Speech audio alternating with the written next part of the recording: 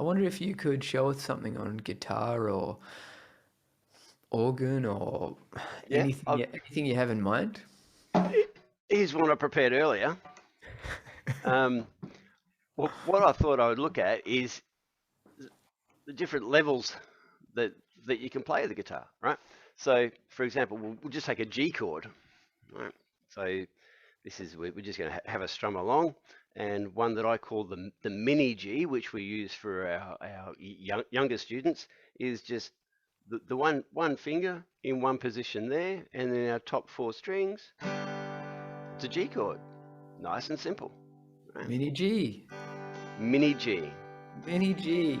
Some people call it baby G, but I think that's a bit condescending, so I just call it mini G, which is kind of Oh, cool. let me have a crack at that Mini G. Yeah, third finger top string, third fret, strum from the D string up. Nice. Okay, so how would Yep. we take that to the next level? Well, the problem with that is if we want to get a bit more excited with our strumming, we need to be careful that we avoid the open E and A strings because they don't fit. We end up with that horrible cacophony, right? Yeah, it's pretty So, gross. so the next thing that I would do is take my second finger down to play the same spot on the bottom string. So we're playing a G note at the top and a G note at the bottom. Oh yeah, and now you can But strum all the strings, huh? yeah, but it's really kind of cool because we still don't want that open A. So we can be nice and lazy with this finger and just let it fall over a little bit and touch that A string so it mutes the A string.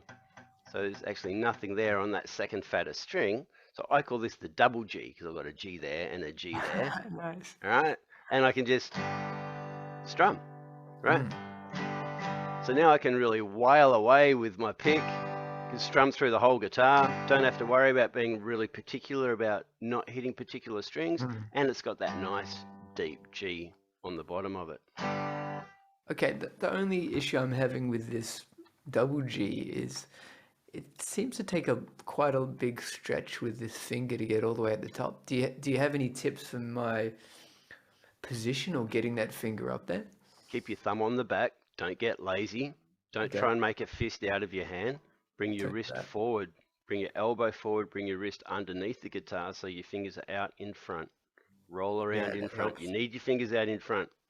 The more hand you've got behind the guitar, the less guitar you can play. Right? Mm. So if I've got my hand in a fist like this, you can see how sort of short my fingers are. You can see my thumb's laying over on the back here. If I Mm. just stand my thumb up, the only thing I'm going to do is stand my thumb up so it's pointing at the ceiling, and my fingers seem to grow. Mm. I've Do got you little mind? short stubby fingers. Now I've got nice long fingers. That's just all about where my thumb is. Do you mind showing me an angle of your thumb from the back view? Sure, Is that possible? totally. Let me I'll just turn around like this. Okay. So here I am with my thumb laid over.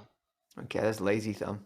That's lazy thumb and short stubby fingers I can't reach. I've got Mm. no reach at all.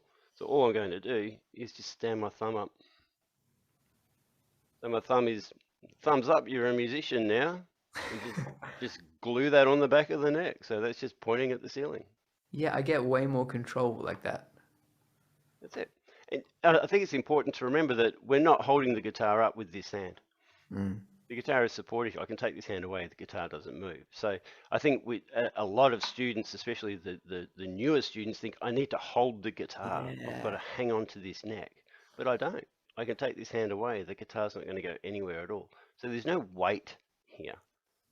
There's no weight in my left hand, or my Mm. right hand if I'm left-handed. There's no weight in my fretting hand here. So thumb up nice and straight, plenty of fingers out in front, and even small hands can reach. Mm.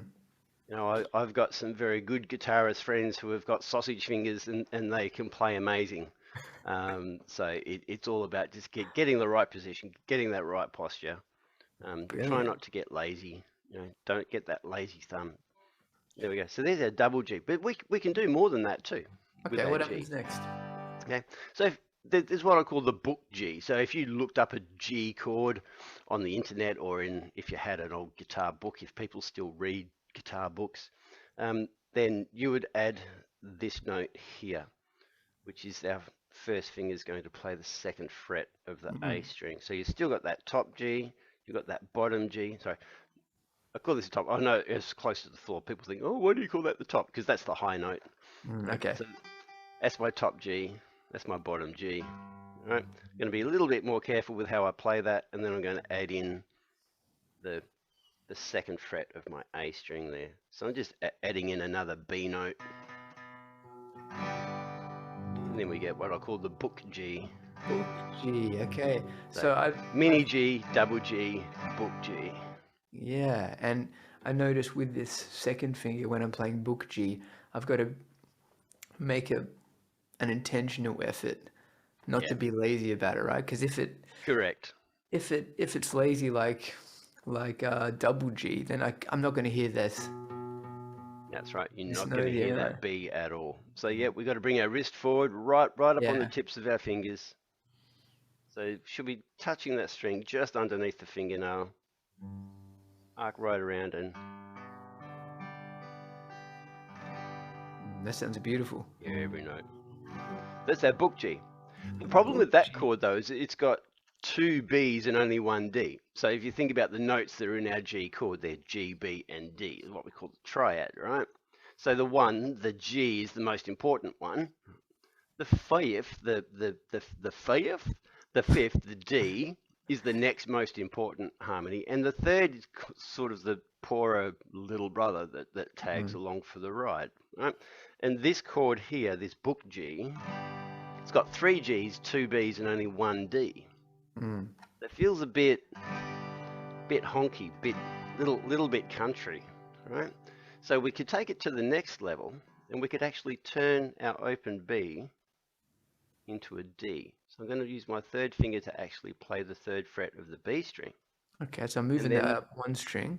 Yeah, and then put my pinky in on that top string, Oh, here we playing go. the G where it was before. Yeah, a little bit more advanced here. And then the same thing down the bottom. So I've got my first finger playing that second fret of the A, and my third finger is going to play that bottom G. No, that sounds more full, right? Yes, I call this the fat G. Fat G. Okay. So we've got mini G. Mini G. We've got double G. Double G. We've got book G. Book G. And then Fat G. fat G. Do you have a preference of those Gs? If I'm playing lazy rock and roll, I'll play double G. If I'm playing AC/DC, I'll play a combination of fat G and double G, which is actually double G with the D, which is the proper G power chord. So in that chord, there's only Gs and Ds. There's no B at all. That's the proper G5 chord. When I say proper, not proper, whatever. Right, that's G5. If I'm just having a strum along around the campfire, I'll probably just throw in the book G. Unless I know that the next chord I want is a D, in which case I'll play the fat G, because then I can leave that finger there on the D note and transition into a D chord. So it's all about, you know, is there a note that I can leave my finger on to make it easier? It's fascinating how Leave that there. there's so many levels or so many ways to play even a simple G chord. Just a simple G chord, yeah.